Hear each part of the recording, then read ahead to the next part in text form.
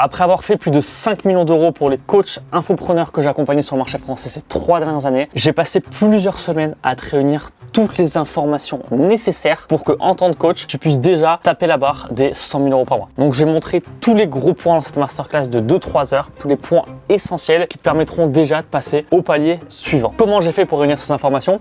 C'est très simple. J'ai scalé plusieurs coachs à plus de 50 à 130 000 euros par mois ces 2-3 dernières années. Donc, forcément, je comprends ce qui marche sur le marché en temps réel parce que j'ai toujours des clients que je gère, des coachs infopreneurs que j'accompagne, donc j'ai toute la data du marché. Donc c'est pour ça que dans cette masterclass de 2-3 heures, je t'ai réuni les informations les plus importantes pour que je puisse les appliquer directement sur ton business de coaching ou d'infoproduit. Donc on se retrouve directement sur mon écran. Ok, donc comme promis, nous revoilà sur l'écran directement pour voir comment scaler à plus de 100 000 euros par mois en tant que coach en 2026. C'est une vraie formation gratuite, je pense que ça va durer plusieurs heures, 2-3 heures à peu près par là.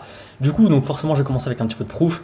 Donc j'ai mis quelques résultats de clients qu'on a pu accompagner. Business nettoyage de 6 000 à 130 000 euros par mois, home organizing de 15 000 à 90 000, intelligence artificielle de 20 000 à 120 000, le piano de 3 000 à 85 000, l'hypnose de 5 000 à 100 000 et le BTP, donc l'accompagnement d'artisans, de 12 000 à 50 000 euros par mois.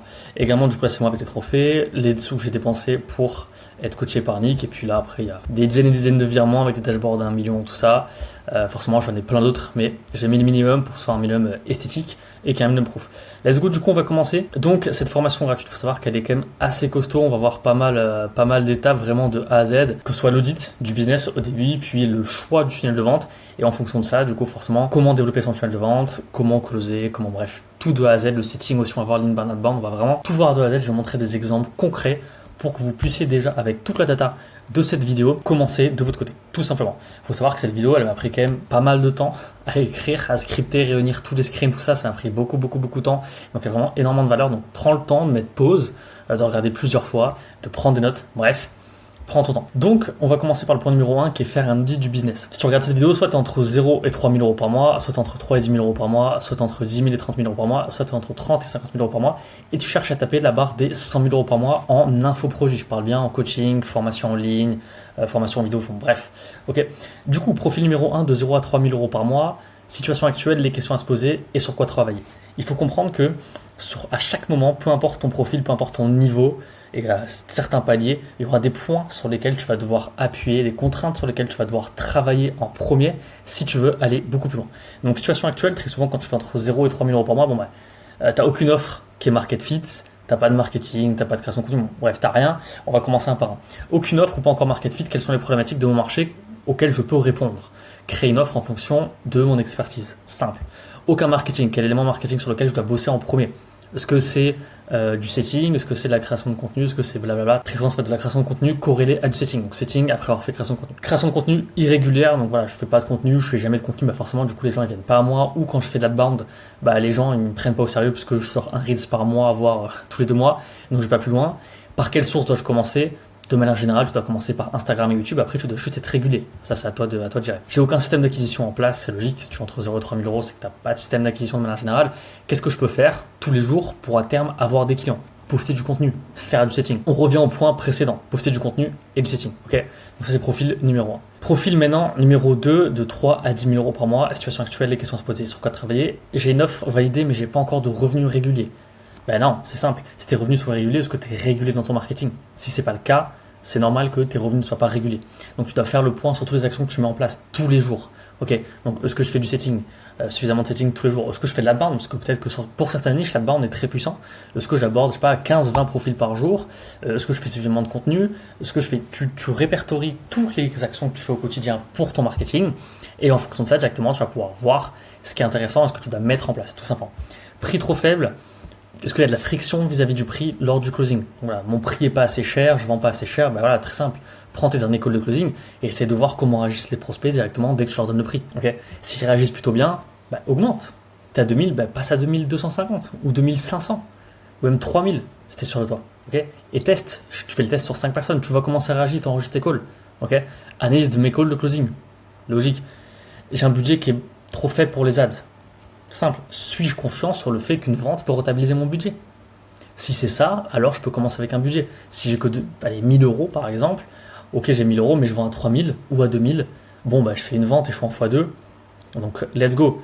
n'y a pas de petit budget. Tu peux très bien commencer avec 30-40 euros par jour. C'est pas beaucoup, certes, mais tu peux déjà commencer à faire quelques ventes comme ça, puis avoir de l'attraction petit à petit. Ça te permettra de mettre un peu plus de côté plus rapidement. Et puis quand ta trésorerie augmentera directement, tu pourras aller beaucoup plus loin. Ok, donc tester avec un faible budget pour commencer.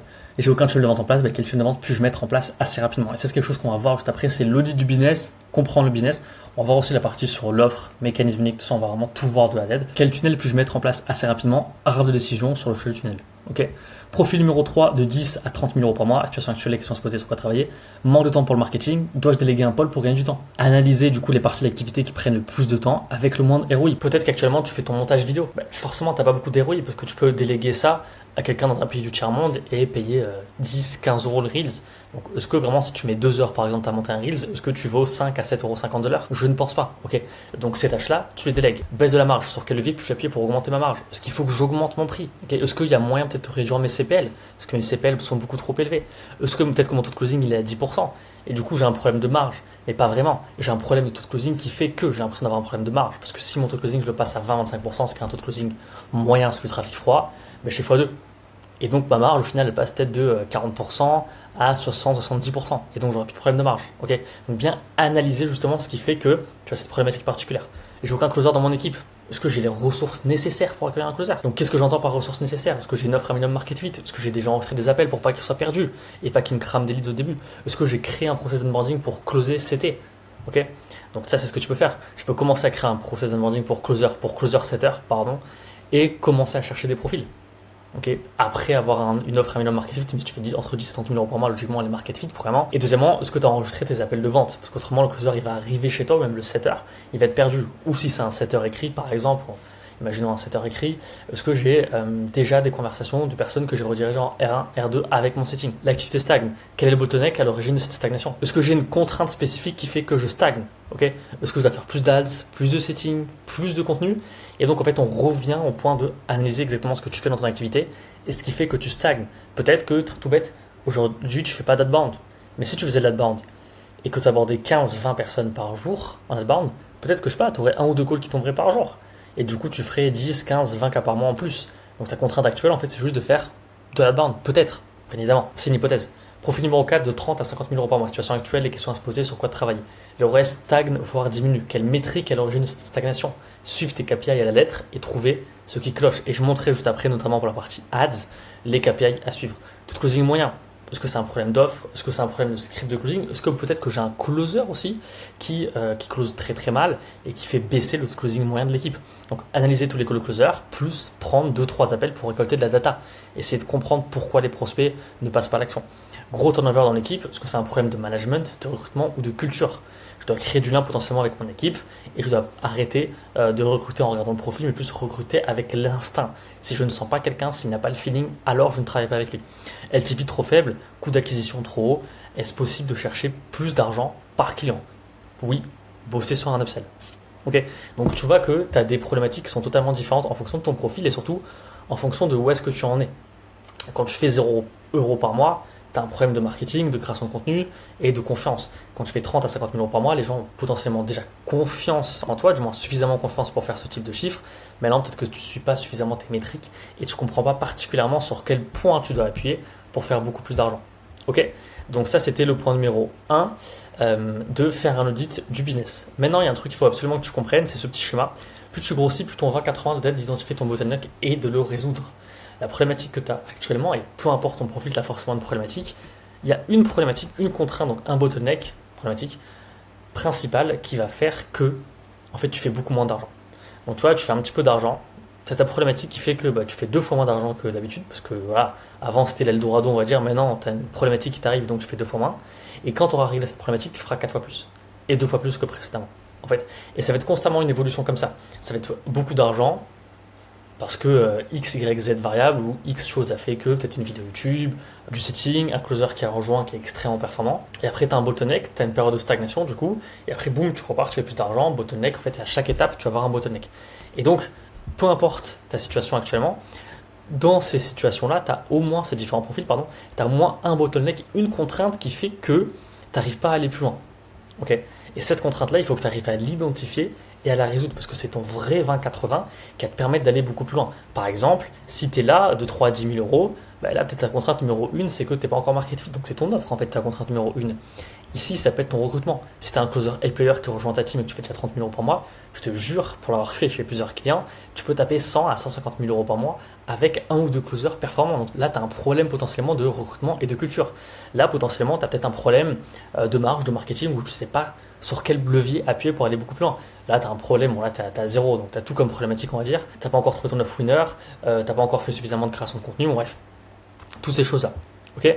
Maintenant, on va construire une offre qui se vend ou optimiser celle que tu as déjà. Donc, il y a deux cas de possibilités. Donc, si tu as déjà une offre, et bien évidemment, si tu n'as pas d'offre, on va voir sur quel levier faut-il appuyer. Donc, actuellement, forcément, tu as une expertise. Tu regardes cette vidéo, c'est que tu as déjà un minimum d'expertise. Soit tu as déjà une offre, soit tu n'as pas d'offre. Il y a deux choses sur lesquelles il va falloir appuyer. Le niveau de douleur et la liquidité du marché. Tout le monde se concentre sur le niveau de douleur. Appuie sur la douleur, appuie sur la douleur. Ok, cool. Mais si les gens n'ont pas d'argent, ils vont pas le cueillir sur des arbres, l'argent. Donc ils n'ont toujours pas d'argent. Ok, ils ont une douleur, mais ils n'ont toujours pas d'argent. Donc regarde aussi la liquidité du marché. Tu vas pas vendre par exemple des formations sur le bricolage et penser taper 100 000 euros par mois. C'est totalement impossible. Peut-être que tu feras 10K. Ok, cool. Mais tu feras pas 100 000. Ou c'est ok de pouvoir faire 10 000. Mais ok, il faut que tu comprennes ces niveaux de liquidité. Si par exemple tu t'attaques à des étudiants, comprends que premièrement tu as la barrière des parents qui vont peut-être potentiellement pas faire confiance. Donc à moins que tu arrives à directement t'adresser aux parents. Et après, tu vas aussi avoir la barrière que les étudiants n'ont pas beaucoup d'argent. Peut-être qu'il y a aussi beaucoup de familles en France qui ont des enfants qui n'ont pas énormément d'argent et donc payer une formation de 3 000 euros en plus de l'école, en plus de X, Y, Z choses, ça leur fait un petit peu mal. Ok. Donc il va falloir se concentrer aussi sur la liquidité du marché et ce qu'on va voir juste après. Donc niveau de douleur, tu dois te poser différentes questions. Est-ce que le niveau de douleur est-il élevé, suffisamment élevé surtout, pour vendre cher? Est-ce que le problème à résoudre est-il urgent? Est-ce que ton avatar cherche-t-il activement des solutions pour résoudre ce problème? Donc là, ce que ça comprend, c'est que tu as un niveau de douleur qui est élevé, tu as une problématique qui est à résoudre qui est urgente, donc il y a de la FOMO naturelle. En fait, c'est pas toi qui es obligé de faire du marketing extrêmement pushy.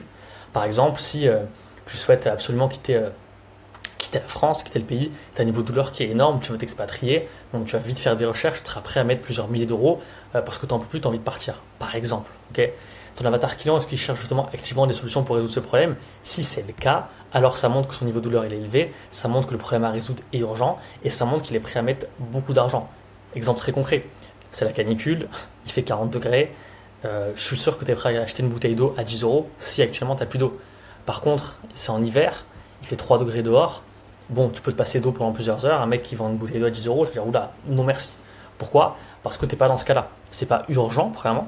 Et en plus, le niveau de douleur n'est pas suffisamment élevé pour que la personne cherche déjà des solutions de manière active. Okay. Donc ça, c'est le premier point, c'est le niveau de douleur. Le deuxième point, ça va être directement la liquidité du marché. Okay. Donc ton avatar client a-t-il déjà dépensé dans d'autres solutions? Ça en dit long. S'il a déjà dépensé dans d'autres solutions, et notamment plusieurs milliers d'euros, ça montre qu'il a un certain pouvoir d'achat. Tu vas dire oui, mais ça veut dire qu'il a déjà dépensé plusieurs milliers d'euros pour d'autres personnes, donc il n'aura plus d'argent pour moi. Mais s'il a déjà mis plusieurs milliers d'euros pour d'autres personnes, c'est qu'il peut en mettre pour d'autres, premièrement. Ok.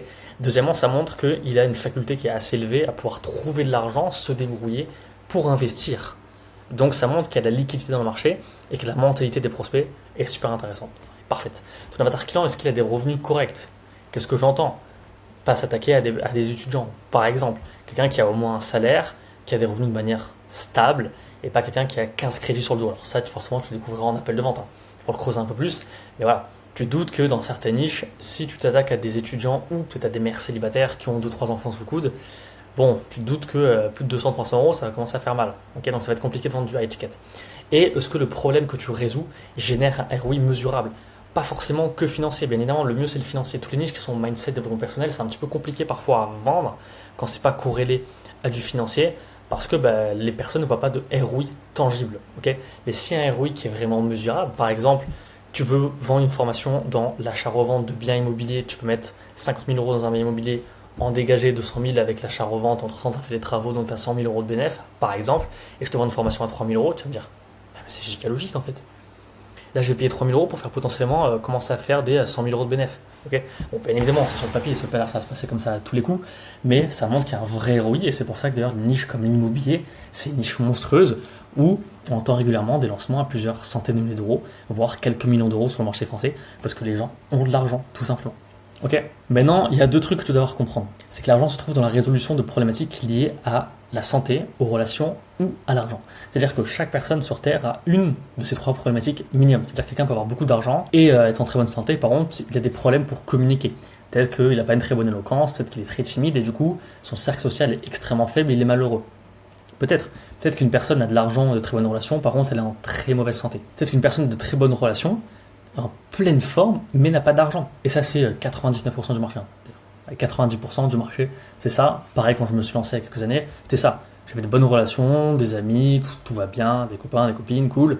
Santé, pleine forme, hein, comme d'hab, du sport et tout. Par contre, j'avais pas d'argent. Du coup, j'avais envie de me lancer, donc j'avais une douleur. Okay, donc à chaque fois, c'est d'être relié à un de ces trois piliers, sachant que le plus puissant, c'est l'argent. Si tu veux vendre cher, bien évidemment, c'est l'argent. Okay, et maintenant, du coup, on va répondre à la problématique, quel type de format délivrer. Donc, il y a différents types de formats. Donc, si actuellement, tu n'as pas d'offre, tu n'as pas encore créé de formation en ligne, tu es encore au stade, on va dire, un petit peu zéro, tu as différents formats. Le stade numéro 0, c'est la formation 100% en ligne, qui est de plus en plus critiquée parce qu'il n'y a pas suffisamment d'accompagnement et que les prospects ne sont pas très contents. Et en plus, tu ne peux pas faire de high ticket quand tu vends une formation qui est 100% en ligne. Après, on a accompagnement, vidéo plus groupe, mentoring, accompagnement plus one-one, et après, on a directement le one-one. Donc, à chaque fois, en fait, tu vas pouvoir augmenter ton niveau de revenu, augmenter le prix de ton high ticket, tout simplement parce que tu seras de plus en plus proche des prospects. Formation 100% en ligne, tu envoies les liens par mail, basta. Accompagnement, vidéo plus coaching de groupe, ok. Tu t'intéresses un peu plus à l'évolution de tes élèves. Mentoring, accompagnement plus du groupe, plus du one-one, bah forcément là tu es extrêmement intéressé par l'évolution de tes élèves et donc tu vas aller beaucoup plus loin, donc les gens seront prêts à payer plus cher pour avoir accès à toi, qui plus est si tu as une bonne brand. Et après du one-one qui est extrêmement chronophage, je ne conseille pas de faire du one-one, peut-être un petit peu au début pour les 5 premières personnes pour que vous ayez des résultats le plus rapidement possible et que vous puissiez prendre leurs études de cas. Le one-one, c'est les personnes qui auront directement accès à vous. Donc c'est excellent. Par contre, c'est très chronophage. Donc vous pouvez vendre ça cher, mais ce sera très très très chronophage. Ok. Donc ça, il faut que tu réfléchisses à ça. Niveau douleur, liquidité du marché, taper un des trois marchés ou même les trois. Il y en a parfois c'est plusieurs en même temps. Un produit peut aider, donc notamment les produits Make Money permettent d'avoir plus d'argent, d'avoir de meilleures relations parce que d'avoir accès à un cercle social qui a beaucoup plus d'argent, potentiellement aussi à des personnes beaucoup plus intéressantes, des filles plus jolies, bref, et d'être en meilleure santé parce que forcément si tu as de l'argent et tu as un problème de santé, bon c'est toujours intéressant d'avoir une très bonne assurance maladie à plusieurs milliers d'euros par an, par exemple. Maintenant, si tu as déjà une offre, on va voir du coup ce petit graphique pour qu'on puisse comprendre un petit peu ce que tu as commencé à faire. Donc là, il y a ton prix de vente, et là, directement, j'ai mis 4 000 euros, ça peut être beaucoup plus, bien évidemment. Et là, tu as les résultats clients, l'implication, la marge et le ROI. Il y en a beaucoup qui actuellement ont peur de vendre cher, mais beaucoup. Énormément de personnes que j'ai régulièrement dans des infopreneurs, j'en ai en moyenne 2 à 3 par jour à mon top, on va dire à peu près. Et très souvent, j'ai des personnes du coup qui me disent qu'elles vendent 1 000 euros, elles ont une offre de fou, et elles ont peur de vendre plus cher. Ou une fois elles ont vendu plus cher, elles ont fait un peu de vente, du coup elles vont pas plus loin. Mais si tu vends 2 fois plus cher et que tu as 20% de vente en moins, c'est ok. Et surtout, vendre plus cher te permettra d'avoir plus de résultats clients, plus d'implication, plus de marge, plus de retour sur investissement. En fait, c'est extrêmement bénéfique pour toi comme pour l'élève. Quelqu'un qui achète un truc à 150 euros, tu penses vraiment qu'il va être impliqué? Ben non, parce qu'il va taffer dans la journée, il est fait les 150 euros. Quelqu'un qui va acheter un truc à 4-5 000 euros, 2 mois de salaire, par exemple, on va dire pour le français moyen, c'est beaucoup plus intéressant pour lui. Donc forcément, il va dire ouais, mais ça fait mal et tout. Oui, ça fait mal. Par contre, la transformation sera beaucoup plus élevée parce que justement, ça fait mal. Tu as un niveau de douleur plus élevé, donc tu vas te mettre dans une situation d'urgence beaucoup plus élevée, tu auras plus de résultats clients. Et donc, toi, en tant qu'infopreneur, tu auras plus de témoignages que tu pourras utiliser pour ton marketing pour faire encore plus d'argent. Ne te sous-estime pas et vends cher dès le début. 2 000 euros minimum, surtout sur le marché francophone. Si tu t'attaques uniquement à des Français, des Belges, des Suisses, des Luxembourgeois, bon bref, tous ces gens-là, ils ont les moyens et tu peux vendre minimum 2 000 euros. Grand minimum 2 000 euros. Un prix de vente plus élevé ramène des clients de bonne qualité qui ont des résultats plus rapidement, tout en augmentant ta marge et ton ROI. Donc c'est extrêmement bénéfique justement de vendre cher. Maintenant, on va voir un petit peu, du coup, c'est corrélé en plus pour ceux également qui n'ont pas d'offre. Ceux qui n'ont pas d'offre, forcément, toujours regarder cette partie parce que c'est aussi super intéressant. C'est maintenant ton objectif est de partir d'un des 3 piliers, relation, argent, santé, puis de créer des sous-niches. Si tu restes dans une niche broad, par exemple, je fais de la bourse, j'apprends aux gens à gagner de l'argent avec le trading ou la bourse, c'est pas suffisamment niché. Tu n'as pas vraiment de mécanisme unique et donc tu n'iras pas loin du tout. Parce que tu seras positionné dans un océan rouge. Donc là, on voit, c'est les 3 gros piliers. Séduction, sauver son couple, se mettre en couple, par exemple, c'est des océans extrêmement rouges, il y a plein de monde. Par contre, retrouver la flamme dans son mariage depuis 10 ans, tu crées une sous-niche. Oui, mais du coup, ça veut dire que je vais cibler moins de personnes. Tu vas cibler moins de personnes, mais tu vas cibler des personnes qui ont une vraie douleur et qui ne se reconnaissent pas dans toutes les personnes basiques de sauver son couple. Parce que sauver son couple, ça peut être un couple de 6 mois, comme de 5 ans, comme de 50 ans. Ça peut être un couple qui a des personnes qui ont 30 ans, qui sont mariées, qui sont pas encore mariées, qui ont des enfants, qui ont pas d'enfants. Bref, tu as plein de solutions. Donc si tu es plus niché, directement, les gens, ils t'écouteront que toi et ils verront que toi en autorité du marché pour résoudre leurs problématiques. Donc dans ce cas-là, par exemple, tu es en train de créer un océan bleu quand ton positionnement, c'est retrouver la flamme dans son mariage de plus de 10 ans. Si maintenant ton marché, c'est se mettre en couple, là forcément, tu es dans un océan rouge, donc c'est très compliqué.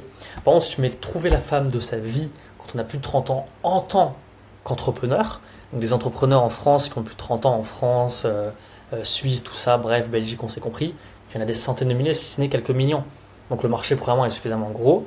Et deuxièmement, vu que tu t'attaques à des entrepreneurs et que tu as des études de cas potentielles sur tes premiers élèves d'entrepreneurs que tu as pu accompagner, toi, un retour sur investissement qui sera beaucoup plus élevé parce que tu pourras vendre cher, qui plus c'est des entrepreneurs, donc ils ont plus d'argent. Ça dépend bien évidemment de la profession, mais on s'est compris. Pareil pour la santé. Sport, perdre du poids et récupérer d'une blessure, c'est rouge, rouge, rouge. Tout le monde fait ça. Par contre, un régime au soda, Par contre, un régime au soja, dans la perte de poids, ça c'est rare. Moi, ça me dit rien. Je suis jamais tombé sur un profil comme ça. Okay. Pareil, récupérer d'une blessure. Les footballeurs qui sont fait les ligaments croisés, je vais vous aider justement à récupérer beaucoup plus rapidement de vos ligaments croisés. Au lieu que ça dure, je sais pas, 6 mois, ça durera que 2 mois. Donc vous imaginez la plus-value de fou pour un mec qui est footballeur, mais il va payer, il va mettre 10K s'il faut. Et pour ceux qui sont professionnels et qui sont sur le point d'être professionnels, ils seront prêts à mettre 20 000 euros parce qu'ils n'ont pas envie de gâcher leur carrière. Okay. Pour l'argent, on a l'e-commerce, la bourse et l'immobilier par exemple. L'immobilier en océan bleu, on a par exemple les biens atypiques. Okay. Donc on gagne de l'argent en louant des biens atypiques. Pareil, sur l'e-commerce, on a l'e-commerce avec l'intelligence artificielle. Bien que ça a été quand même pas mal utilisé maintenant, donc c'est un petit peu différent. Ça commence à devenir un petit peu orange, on va dire. Okay, donc c'est entre rouge et bleu, on va dire c'est orange. Donc là, tu comprends déjà que tu dois forcément créer un positionnement malin en partant des 3 grosses bulles, des sous-bulles et après des sous-niches, des sous-sous-niches en quelque sorte. Et c'est là où il y a vraiment beaucoup d'argent. Okay. Maintenant, il va falloir que tu trouves ton mécanisme unique. Ça, c'est un point qui est extrêmement important. Et pour ça, tu as 2 possibilités. Soit tu vas partir directement de ta niche et tu as un unfair advantage. C'est quoi? C'est un avantage unfair, on va dire c'est injuste, c'est-à-dire que tu es né avec. Okay. Par exemple, tu es né avec, alors ça dépend mais évidemment de la niche. Par exemple, si tu es né avec, tu fais 2 mètres 20, c'est ton avantage concurrentiel. Tu utilises beaucoup dans le marketing, ça t'aide énormément. Par exemple, un mec comme Alex Tiens, le mec il est grand, costaud, bon, il est né déjà avec une génétique de malade. Okay. Là, ça peut être aussi ton expérience. Par exemple, j'ai divorcé 2 fois, puis j'ai trouvé la femme de ma vie. C'est un unfair advantage, mais que tu as eu grâce à ta vie, ton expérience. Bon, dans ce cas-là, c'est pas extrêmement joyeux, même si la fin est belle, ok. Et donc, j'aide les hommes divorcés à trouver la femme de leur vie. Ok. Et donc là, j'ai réussi à trouver mon mécanisme unique parce que j'ai un unfair advantage qui vient soit de moi, mes conditions physiques en tant que personne, ou mes finances, ou je ne sais quoi. Et du coup, ça me permet, ou même mon expérience, ok. Peut-être que ton unfair advantage, c'est, je sais pas, t'es né dans une famille d'aristocrates, et tu vas aider les aristocrates à s'expatrier. Je dis n'importe quoi, mais on s'est compris. Tu as un unfair advantage parce que tu es né avec ça, et donc tu le développes intelligemment. Ou tu as un unfair advantage qui vient d'une expérience que tu peux utiliser intelligemment. Possibilité numéro 2 maintenant, partir de ta niche, pareil, tu trouves ou tu crées une méthode, comme IA, YouTube Automation, IA, comme TikTok Shop, et après tu trouves justement ton mécanisme unique. J'ai les ambitieux à gagner leur premier 10 000 euros en ligne grâce à YouTube et à l'IA. Là aussi, c'est aussi un cas un petit peu d'expérience parce que du coup, tu as trouvé un positionnement, soit tu vas le développer, tu vas essayer d'avoir des résultats dans cette niche pour pouvoir après vendre des coachings. Mais très souvent, ce qui se passe, c'est que tu as déjà des résultats en amont dans cette niche et du coup, tu peux vendre tout simplement des coachings. Okay. Donc là, c'est le meilleur moyen de trouver ton mécanisme unique. Donc pose-toi sur ça, prends une feuille blanche, pose-toi 1 heure, 2 heures, essaie de trouver ton unfair advantage. Et si ce n'est pas le cas, dans ce cas-là, tu vas devoir créer ta méthode et te baser sur ce que tu aimes le plus et ce que tu veux faire. Okay. Parce que n'oublie pas qu'après, tu vas devoir délivrer des élèves. Donc si tu dois délivrer des élèves et que tu n'aimes pas par exemple l'e-commerce et que tu parles 100 fois par jour d'e-commerce, tu vas vite en avoir marre. Okay. Donc là, comme mon pouvoir, j'en ai mis quelques-uns du coup en fonction de l'arbre, on va dire, ou des petites bulles. Par exemple, pour une personne, retrouver la flamme dans son mariage de plus de 10 ans, son mécanisme unique, ça pourrait être et son angle différenciateur. J'aide les couples mariés depuis plus de 10 ans à retrouver le désir en 60 jours grâce au protocole Flameback, 3 rituels hebdomadaires pour détruire la routine, par exemple. Hein, c'est des exemples. Hein, trouver la femme de sa vie quand on a plus de 30 ans en tant qu'entrepreneur. J'aide les entrepreneurs débordés de plus de 30 ans à trouver la femme de leur vie en 90 jours grâce au système Smart Dating. Un protocole, bon là c'est entre parenthèses, hein, c'est du bonus ce que j'ai mis, on peut s'arrêter là. Un protocole de 30 minutes par jour qui optimise chaque interaction pour convertir les rencontres en relations sérieuses sans sacrifier ton business. Giga puissant. Giga puissant. Toi, entrepreneur, tu n'as pas le temps. Je te vends une solution de dating extrêmement smart et rapide qui te permet de trouver une femme qui te correspond en fonction de différents critères sans avoir à y passer énormément de temps et à sacrifier ton business. C'est bénéfique. C'est bénéfique et si tu es entrepreneur, forcément, ça va matcher directement avec toi. Maintenant, les biens atypiques, j'aide les investisseurs à gagner 3 250 euros par mois par bien grâce au logement atypique.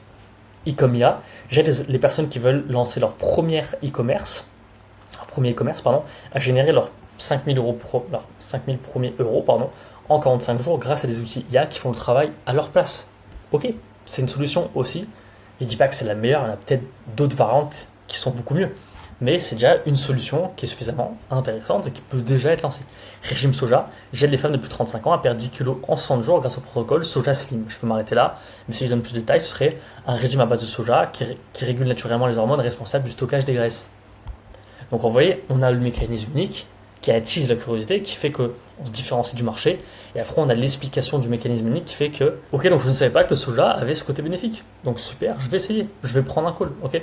Footballeurs qui se sont fait les ligaments croisés, j'ai des footballeurs qui se sont fait les ligaments croisés à récupérer 3 fois plus vite grâce à l'électrostimulation. Okay. Ou grâce à, et je donne un nom tout simplement à mon process, à mon mécanisme unique, à ma manière de fonctionner.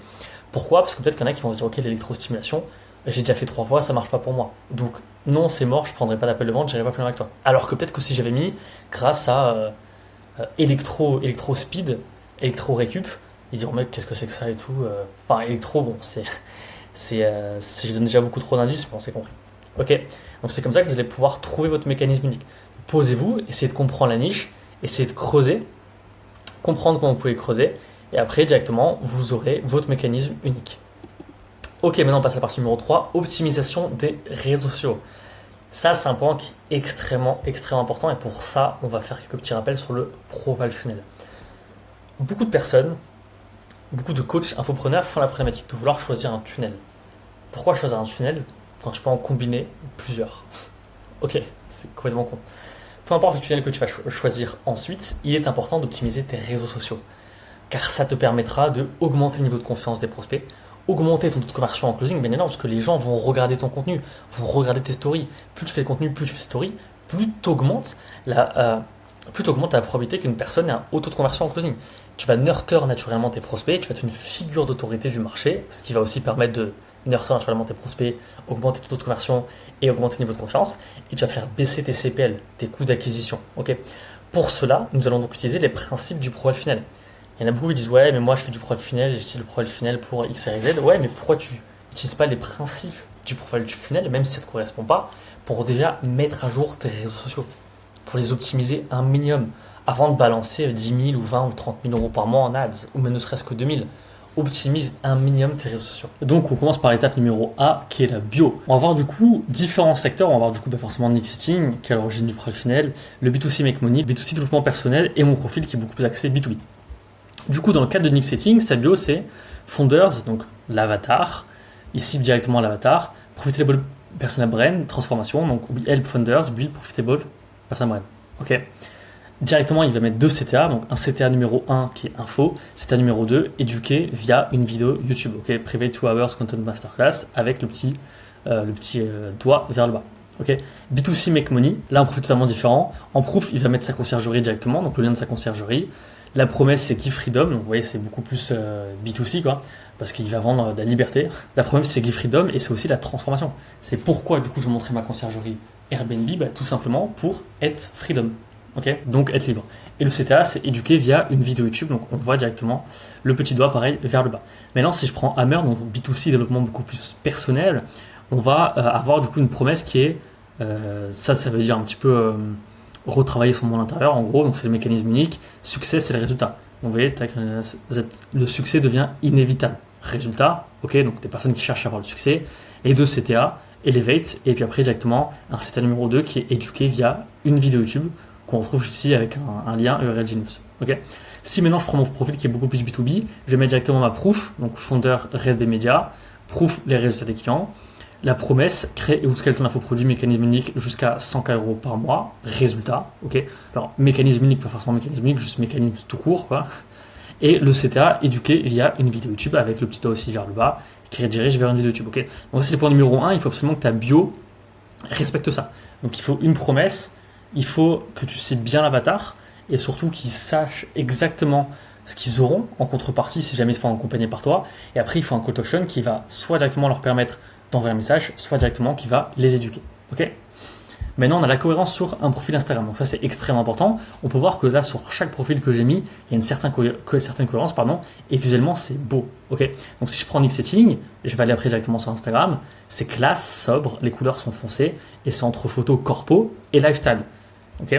Donc tac, Nick Setting, du lifestyle qui reste corpo. C'est-à-dire que c'est pas du lifestyle avec une Lamborghini violette. Ok. C'est du lifestyle en mode, voilà, il fait quand même kiffer les gens, on a envie d'avoir la même vie que lui, ok.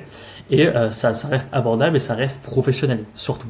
Et on a également, du coup, voilà, un peu plus corpo, on va dire, c'est du lifestyle aussi, mais il n'est pas là en train de flexer une vidéo dans le jet avec une Rolex au poignet, voilà, je prends le jet et tout. En fait, c'est la façon dont il va montrer les choses, c'est-à-dire qu'il fait les mêmes choses que ceux qui peuvent être un petit peu pushés, un petit peu forceurs, qui ont une très mauvaise image sur les réseaux, puis il va le faire d'une manière classe, sobre, ce qui va lui permettre simplement d'avoir des gens qui sont dans la même DA que lui.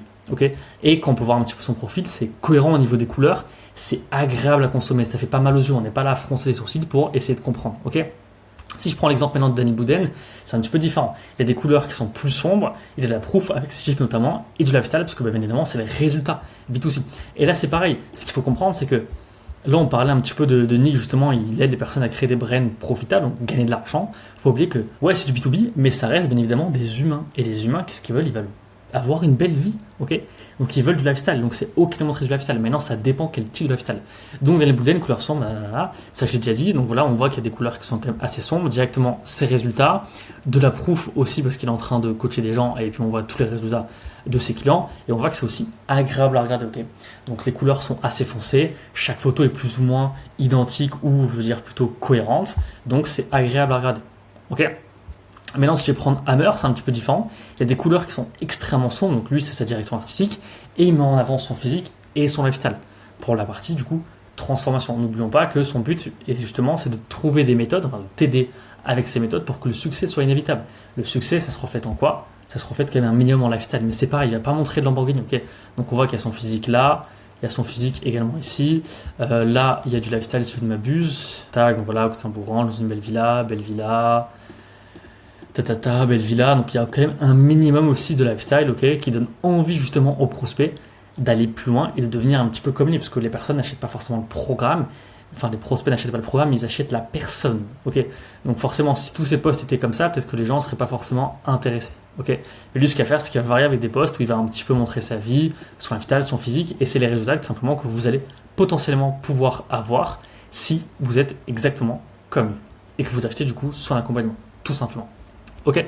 Et si je prends un petit peu le cas de mon profil, moi ça va être différent, j'ai beaucoup axé sur la crédibilité. Donc proof, trophée Systemio, résultats clients et event, photo, voyage, lifestyle, créer du lien, pas un robot. Ok. Tac, donc là comme on peut voir, là c'est de la proof, tac, proof. Directement là c'est la proof avec un petit peu storytelling, donc montrer que je reviens de loin entre guillemets on va dire il y a 4 ans, il y a 3-4 ans, et après montrer aussi event, donc en train de parler à des gens, et donc forcément les gens peuvent se dire ok, lui il a peut-être quelque chose à m'apprendre parce que forcément il enseigne aux autres. Ce que je vais mettre aussi, je vais mettre un petit peu lifestyle, 2-3 petites photos, donc dans l'eau il y a toujours des photos un petit peu avec mes clients, pour montrer que voilà, mon savoir on va dire, ou mon savoir-faire me permet aussi d'avoir une vie qui reste quand même assez cool. Bon, moi je n'ai pas de formation ou quoi, c'est un petit peu différent bien évidemment ce que je fais, mais c'est pour montrer que voilà, je suis pas un robot qui est 15 heures par jour devant son écran, qui a pas de life et qui est inintéressant et à qui on n'a pas envie de parler. Okay, on a quand même un minimum envie de prendre un rendez-vous avec moi parce que ça, j'ai l'air cool, cool, du moins je l'espère. Ok, donc ça c'est par rapport à la cohérence sur le profil. Maintenant ce qu'on va voir c'est directement la story start here. Donc la story start here, qu'est-ce que c'est ? Vous allez me dire oui mais tout le monde fait des story start here, ouais mais en fait c'est juste logique. C'est-à-dire que ce qu'il faut comprendre, c'est que le profil funnel, c'est pas un funnel qui est révolutionnaire. C'est juste Nick Setting qui a mis un nom dessus, qui a réinventé entre guillemets le funnel en ajoutant sa patte un petit peu, ou sa touche artistique, on va dire, à gauche à droite. Mais la story starter, je trouve qu'elle est extrêmement intéressante. Mais du coup, c'est extrêmement logique parce qu'une personne qui va sur votre profil, qui comprend pas exactement ce que vous faites, qui voit que vous avez un bon lifestyle, va mettre un petit peu de temps à comprendre, donc elle va aller voir la story Start Here, commence ici, bienvenue, nouveau ici pour interrogation. Et du coup, les prospects vont aller dessus directement. Et après l'avoir consommé, le but c'est qu'ils comprennent ce que vous faites. Et donc quand ils vont consommer votre contenu, ils vont comprendre. Et si jamais ils oublient, ils vont la revoir. Donc c'est assez logique et c'est smart d'avoir ajouté ça.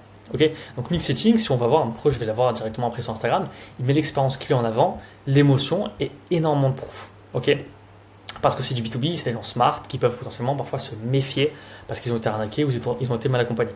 Donc là, c'est un client qui raconte son histoire sous forme émotionnelle, bam, résultat client, coaching, résultat client, résultat client, ses résultats aussi un petit peu dans l'eau aussi pour montrer qu'il fait quand même beaucoup d'argent et que ça marche pour lui et que ça marche également pour les autres. Et de temps en temps, il va rajouter 2-3 stories comme il a fait justement il y a 2 jours. Donc résultat client également, parce qu'il montre un coach qui l'a emmené à 300K par mois si je ne m'abuse. Bref. Ok. Maintenant, si je prends directement Daniel Bouden, ça va être un petit peu différent parce que lui, sa cible, il faut pas oublier que c'est du B2C. Donc, il va faire beaucoup plus de storytelling, beaucoup plus de lifestyle. Il va parler un petit peu de son mécanisme unique et directement des bénéfices. On se retrouve sur Daniel Bouden. Ok, donc la story nouveau ici. Donc, vous voyez qu'il y a des photos un petit peu lifestyle. Il va commencer à raconter son histoire, mais toujours avec des photos lifestyle parce que il s'attaque à des personnes qui sont très B2C. Et du coup, forcément, il faut un minimum de lifestyle aussi. Dans le cas de Nick aussi, mais Nick a beaucoup de lifestyle déjà sur son profil. Ok, donc il a un petit peu rééquilibré avec beaucoup de proof. Là, il raconte son histoire. Voilà ma première propriété, nanana. Voici, maintenant j'ai réussi à faire ça, j'ai gagné plein d'argent, trop cool. J'ai coaché des gens, lui aussi a réussi. De manière générale, les story starters sont entre 8 et 15 slides. Là, il en a fait je sais pas combien, c'est un peu beaucoup. Mais bon, si ça marche pour lui, tant mieux. Maintenant, B2C, développement personnel, storytelling avant-après, bénéfice proof. Donc là, vous voyez, si vous avez bien compris un petit peu le profil d'Hammer, il aide les prospects, enfin les gens qui le suivent tout simplement, à devenir inévitablement successful. Ok, donc avoir du succès via son physique et via l'argent. Donc directement quand on va le story starter, on voit un petit peu son avant-après. Donc j'atteins le physique de mes rêves, je gagne beaucoup d'argent, je fais du contenu, là, je suis content, ok, super, tout ça grâce à une méthode. Mais c'est aussi le cas de Marco, qui est passé de moche qui fume à costaud riche. Là, je raconte un petit peu son histoire. Pareil pour Tori, donc là il s'attaque à un autre avatar client. Donc dans le premier cas, il s'attaquait du coup à un jeune qui a la vingtaine, là plus à une femme qui a la vingtaine pour élargir son champ des possibles, pour montrer qu'il a accompagné différents types de profils. Voilà, elle buvait, elle fumait aussi, la weed et tout, genre c'était n'importe quoi. Maintenant elle est bien, elle est épanouie, elle fait de l'argent, elle est trop contente, ok cool. Et maintenant après il va faire ça aussi directement avec d'autres profils. Lui voilà qui a évolué, lui qui a évolué. Et à chaque fois c'est des profils qui sont totalement différents et qui met en avant leur storytelling, donc vraiment leur avant-après. Donc pour voir là, quelqu'un qui a la trentaine, quelqu'un qui est un peu plus jeune. Ok, et directement, il va expliquer un petit peu son mécanisme unique derrière. Ok. Dans mon cas, du coup, ça va être de la proof, et le mécanisme unique, la façon de me différencier, pourquoi je fais ça. Donc, si je vais sur bienvenue, directement, du coup, je mets la proof, générer 5 millions, proof. Pourquoi ces coachs entrepreneurs, ils sont foutus d'argent alors que d'autres galèrent? Parce que, tout simplement, voilà, on leur donne des conseils, on leur dit de faire, fais ça. Non, chaque business est différent, donc il faut comprendre ses avantages et ses inconvénients et s'adapter au profil pour avoir les meilleurs résultats possibles. C'est comme ça qu'on a fait des millions avec nos clients. Regardez, proof. Boum, je redirige vers le carrousel. Aussi, derrière, il y a encore de la proof. Donc, maintenant, on va passer directement aux Reels. Donc, si je vais un petit peu sur les Reels, on va voir directement 2 types de Reels. Donc, on a les Reels de Nick et je vais voir aussi les Reels de Daniel Bouden. Je ne vais pas tous les faire, tous les profils différents, autrement, ce serait une galère. Donc, on a les Reels value driven. Donc, les Reels, on va donner directement de la valeur. Donc, si je clique là, et là, on peut voir que c'est Nick directement avec un élève qui va donner de la valeur sur un point spécifique. Facebook decides to always spend money. Ok. Maintenant, éducationnel, donc on va créer directement du lien avec le profil. Bon là, vous voyez qu'il a du coup supprimé ses podcasts qui a fait plus d'1 million de vues. Et la crédibilité. Donc crédibilité tout en mettant un petit peu d'émotionnel. Donc on va voir un petit peu.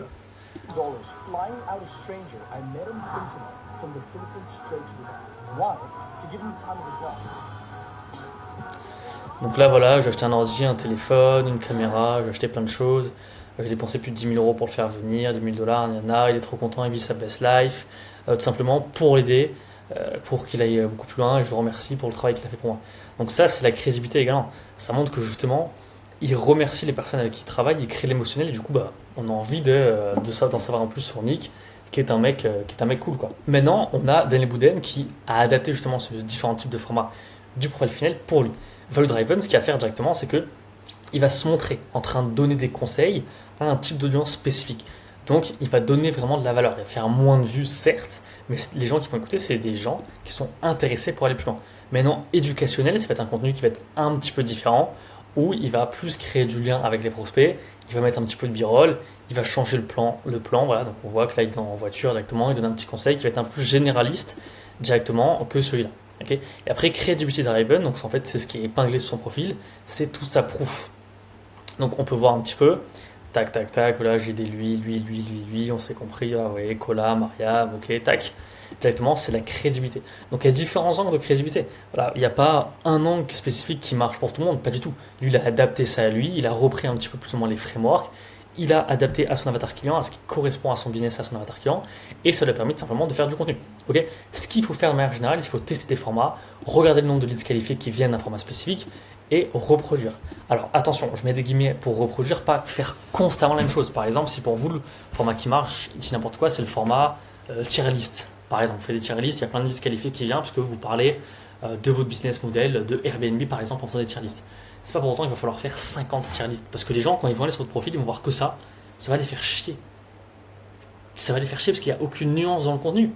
Donc d'une tier list à l'autre, d'un reels à l'autre, ils ont l'impression que c'est exactement la même chose, donc ils n'iront pas plus loin, ils consommeront pas forcément plus de contenu. Donc on a vu les reels et maintenant on va voir directement YouTube. Comment utiliser YouTube directement dans le profil final. Donc, il faut savoir que du coup les reels Instagram, qui peuvent être potentiellement push avec de l'ADS, vont permettre de rediriger directement après sur YouTube et de faire de l'argent.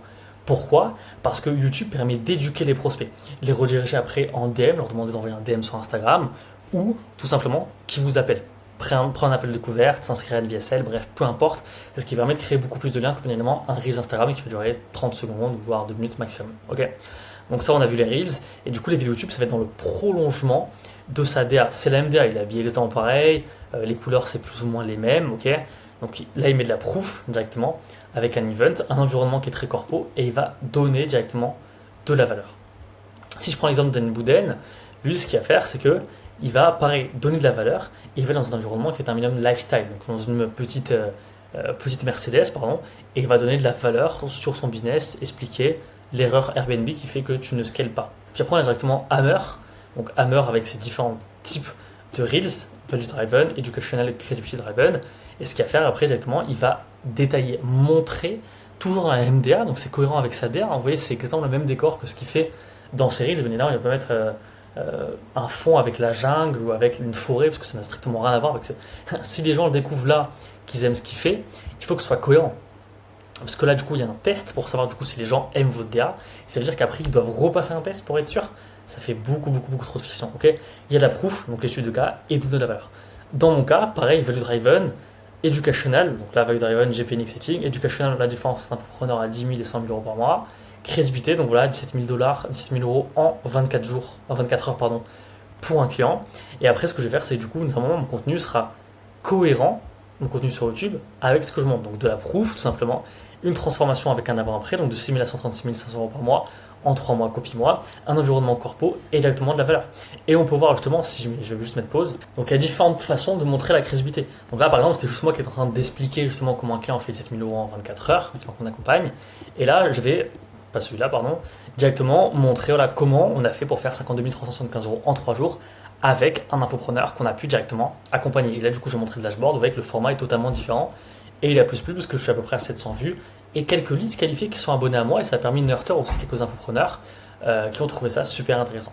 Ok, donc ça, c'est sur la partie directement pour YouTube. Maintenant, ce qu'on va faire, c'est qu'on passe aux story sequences. Point très important, les story sequences. Donc, une fois qu'on a fait ce travail Instagram, de travail du coup directement de la bio Instagram, un minimum de cohérence sur le profil Instagram, la story start, donc là tout est cadré, tout est parfaitement cadré pour attirer du trafic et directement on va l'attirer avec des reels, on va rediriger vers des vidéos YouTube. Maintenant il faut nurture ces gens-là, donc il y a les vidéos YouTube bien évidemment, mais il y a aussi les story sequences. Donc on a différents types de story sequences, on a les story sequences Q&A, driven story sequences, donc les story sequences sous format Q&A, donc questions-réponses. Vous demandez à votre avatar, voilà, quelles objections avez-vous, quelles sont vos problématiques, et je vais en parler directement en live. Ça, c'est quelque chose que Nick fait à peu près une fois par mois en moyenne. Ça dépend combien d'abonnés vous avez par jour. Également, d'autres personnes vont me dire oui, mais moi, personne ne me pose des questions. Tu peux fake, tu prends un autre compte et tu fais toi-même les questions et basta. Ok, c'est pas très compliqué.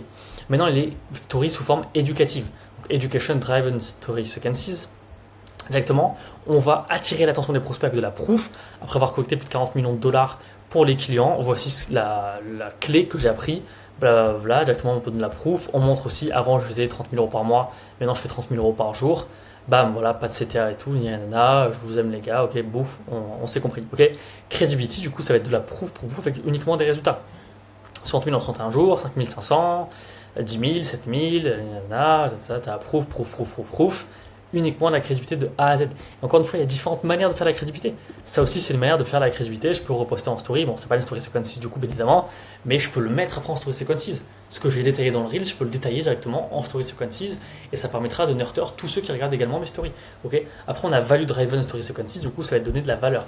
Donc, dans le cas de Nick, il va directement prendre un exemple d'un élève qu'il a pu accompagner de A à Z et il va tout détailler de A à Z.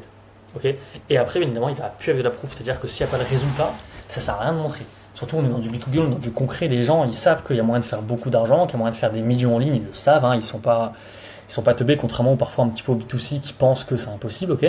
Mais non, ils veulent de la proof. Okay. Donc là, il appuie justement en disant, voilà, 12 000 $, pif, et tout ça, paye in full, pif, donc paiement une fois, en seulement 5 heures de travail. Ok. Et il appuie ce résultat, tout simplement, en montrant exactement ce qu'il a mis en place. Et les gens vont le payer pour mettre en place, pour les aider à mettre en place. Et après, vous avez les story sequences individuelles. Donc, vous avez là, c'est une credibility, là, c'est une CTA single, lifestyle single, social proof single et une mix. Donc, la social proof et l'éducation en même temps. Ok. Donc, ça, c'est pour les story sequences. Vous pouvez en faire en moyenne. Ça dépend en fait du trafic que vous avez. Si vous n'avez pas énormément d'abonnés, ça ne sert à rien d'en faire. Pour être honnête avec vous, si vous ne gagnez pas 10 abonnés par jour, ça ne sert strictement à rien d'en faire. Si vous gagnez 2 abonnés par jour, ça ne sert strictement à rien. Ne le faites pas avant plusieurs semaines, quoi. Ok, si vous gagnez beaucoup d'abonnés, vous pouvez le faire 3 fois par jour, 3 fois par semaine, pardon. Okay. Dans le cas par exemple de Daniel Bouden, que j'ai beaucoup analysé, parce qu'il fait 200-300 000 $ par mois à peu près, plus ou moins, lui ce qu'il fait, c'est qu'il fait énormément de story sequences.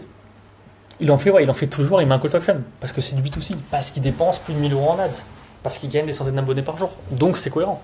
Donc il va en faire tous les jours, donc ça demande plus de travail, mais ça permet aussi de gagner beaucoup plus d'argent, donc c'est honnête. Donc on a vu comment parfaitement optimiser son compte Instagram. Et là, on est prêt à accueillir des gens. Alors, vous allez me dire, oui, mais est-ce que du coup, tu dois faire des reels avant de faire de l'ads ou quoi? Oui, il faut qu'il y ait un minimum de contenu. Mais ça ne veut pas dire qu'il faut que tu aies 100 reels, ça ne veut pas dire qu'il faut que tu aies 100 000 abonnés, il faut arrêter avec ça. Là, ce que je demande, c'est juste que tu as un profil un minimum optimisé. Regarde, moi, j'ai 360 abonnés, c'est rien. Okay, c'est rien, j'ai pas beaucoup d'abonnés. Et c'est ok. Mon profil est 100% optimisé, maintenant, je fais un petit peu d'outbound et j'ai des rendez-vous de manière régulière avec des gens de ma cible. Parce que j'ai un profil optimisé. Si j'avais 3 abonnés, ou même si j'avais le même nombre d'abonnés, mais que j'avais pas de photo Instagram, que j'avais pas de story à la une, que j'avais pas de story start here, que j'avais pas de reels, est-ce que les gens me feraient confiance? Non. Non. Donc travaillez d'abord ça, pareil aussi sur YouTube qui est extrêmement important, avant de passer aux autres parties. Vous allez vous griller, vous allez cramer de l'argent, vous allez avoir un CPL à 15 balles, vous n'allez pas comprendre, alors qu'il aurait pu être à 5 € si vous avez optimisé ces parties en amont. Ok. Donc, on va voir du coup directement le choix du tunnel de vente. Une erreur que font 99,9% des prospects, okay, des coachs infopreneurs. Qu'est-ce qu'ils font? Ils choisissent le tunnel de vente en fonction de la hype. La hype, c'est le profil funnel. Je vais faire du profil funnel. Mais si le profil funnel ne te correspond pas, tu ne peux pas faire du profil funnel. Peut-être que ton business, il n'est pas fait pour ça. Peut-être que les points forts et les points faibles que tu as ne correspondent pas au profil funnel. Et donc, arrête de te forcer avec un tunnel qui ne marchera pas. On a déjà essayé, ça ne marche pas. Nous, on l'a fait sur certains clients. On a déjà mis en place parfois, on s'était trompé il y a quelques mois, quelques années, des mauvais tunnels, ça ne marche pas. Parce qu'on n'a pas fait ce travail d'audit qu'on va faire directement ensemble. Donc, comme tu l'auras compris, le profil funnel est la base à optimiser avant d'accueillir du trafic. Rien ne t'empêche de le combiner avec une VSL ou un webinar, par exemple. Ok. C'est pour ça qu'il faut toujours avoir un profil quand même qui reste un minimum optimisé quand tu fais de l'ADS. Si tu as des gros CPL et que tu n'arrives pas à baisser tes CPL, dans le cas où tu t'es déjà lancé, tu as déjà fait de l'ADS, c'est logique. Peut-être que ton profil est pourri. Et donc, il faut travailler ton profil, parce que les gens, ils vont sur ton profil avant de s'inscrire. Et ils n'ont pas envie d'aller plus loin, ce qui est logique. Donc, on va voir un petit peu les différents types de tunnels. Okay, on va voir dans quel cas il faut les privilégier, les points forts et les points faibles. Le but, c'est que tu puisses comprendre exactement, avec ton profil, ce que tu peux exactement mettre en place. Si tu as des doutes sur le choix du tunnel, je t'offre un audit 100% offert, ou même si tu veux te lancer dans un infoproduit, si tu pars de zéro, bref, peu importe, tu peux cliquer sur le premier lien en bio, donc c'est un lien iClose, ce sera un appel directement avec moi. Je n'ai pas de closer, je suis seul sur cette offre, ok, donc directement avec moi et je te conseille au mieux pour soit que tu puisses te lancer, soit que tu puisses scaler et taper la barre des 50-100 000 € par mois, ok, en fonction de ton profil bien évidemment. Donc, différents types de tunnels. On a le tunnel par exemple VSL, à privilégier si tu es un minimum bon en copywriting et que tu as un projet d'étiquette qui est vendu. Point fort, c'est un tunnel de vente qui est 100% automatisé. Point faible, c'est plus long à tester selon le budget mis. Si tu mets 50 € par jour, tu te doutes que ça va être un peu plus long. Webinar, si tu es à l'aise à l'oral, c'est à privilégier. Point fort, ça répond aux objections en live et c'est parfait pour tester rapidement et ça crée de la FOMO. Okay, parce que les gens ils sont en mode on est 300 en live, il n'y a que 10 places, il faut que je me jette dessus. Point faible, beaucoup technique et il faut être disponible régulièrement, ça peut être très chronophage, ça peut prendre pas mal de temps. Après, rien ne t'empêche d'en faire une fois par mois, par exemple. Ça dépend que de toi. Une fois par mois où tu mets 20 000 euros par mois, au lieu de mettre 5 000 euros par semaine. Et j'ai dit au hasard, tu peux le faire avec des budgets beaucoup plus petits, bien évidemment, hein. C'est juste pour l'exemple. Pour le final, tu as peu de budget, donc tu préfères faire du contenu et du setting. Point fort, bien développer sa brand, plus être au plus proche de son avatar. Point faible, être très disponible pour faire beaucoup de contenu. Si tu mets en place du professionnel à 100%, il faut que tu fasses beaucoup de contenu, vraiment du contenu de manière régulière. Donc il faut que tu sois assez créatif. Maintenant, de toute façon, tu as Claude qui t'aide un petit peu à tout faire, donc il n'y a pas de problème par rapport à ça. Et ça te permettra aussi, et tu pourras également nurture les prospects directement avec ton contenu.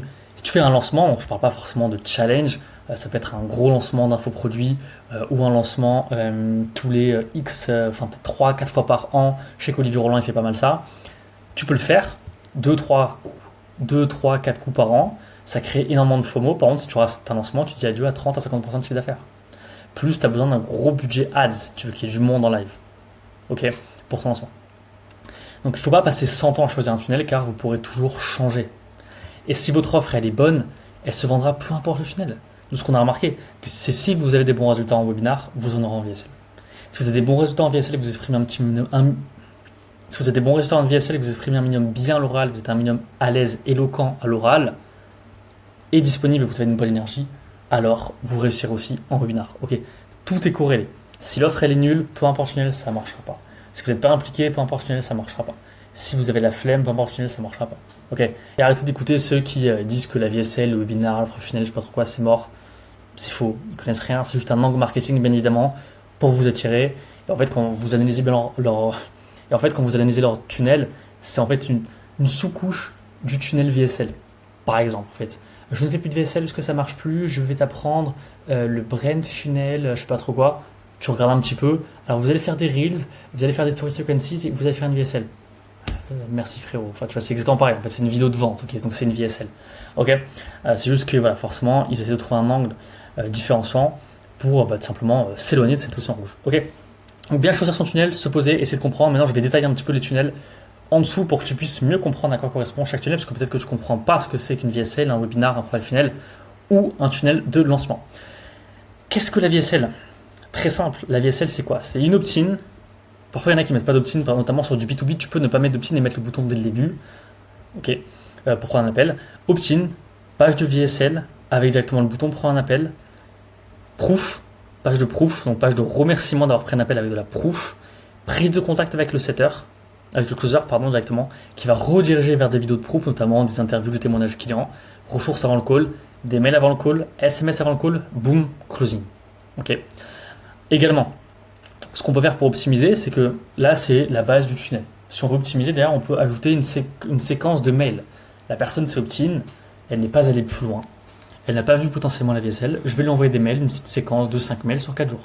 Ou plus, ou 5, 6 jours, ou 2 semaines, peu importe. Ok. Pas être trop pushy non plus. Encore une fois, ça dépend de l'avatar, ça dépend du marché, ça dépend de plein de choses. Je peux également, pour tous ceux qui ont mis leur numéro de téléphone, je peux me dire, ok, maintenant je vais recruter un setter call qui va rappeler tous ces gens-là et qui va leur demander, écoute, pourquoi t'es pas allé plus loin? Qu'est-ce qui fait que t'es pas allé plus loin? Ok, et ça va permettre de gratter du call, donc soit de rediriger directement ses prospects vers la VSL parce qu'ils vont dire je l'ai pas vu, je me suis inscrit comme ça, j'avais pas le temps, juste autre chose. Ok, regarde la VSL et tiens-moi au courant, et après on les redirige en call.